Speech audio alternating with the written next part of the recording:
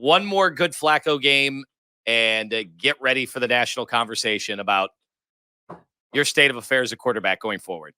I'm just telling you, get ready. But there's no real. You're starting to hear the whispers this week. There's no other conversation to have. Next week, it will be a huge national conversation and I guess, about are the Browns better off with Flacco. All right. Than Watson. Well, I mean, you can wish in one hand and you know what in the other if you're one of these other people, because I guess I'm not going to be any fun at all to have this conversation with, because I know what the facts are and I know what reality is. My reality is enjoy the next 4 games with Joe Flacco. Hopefully he plays well.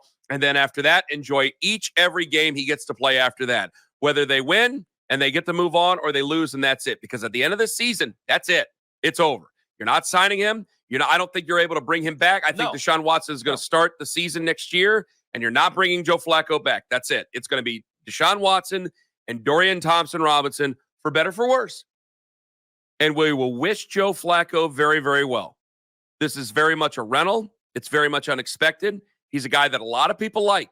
Obviously. I mean, he is, whether you say wacko for Flacco or Flacco fever, everybody's really head over heels where people are buying jerseys for this guy already.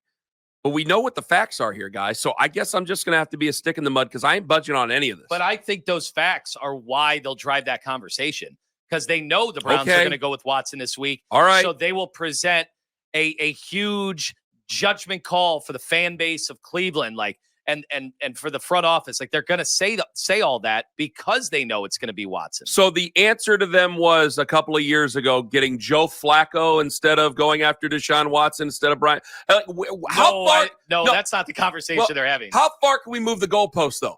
You got to understand. I got to go back 2 years in history about moving on from Baker Mayfield. That's where I got to go. Mm-hmm.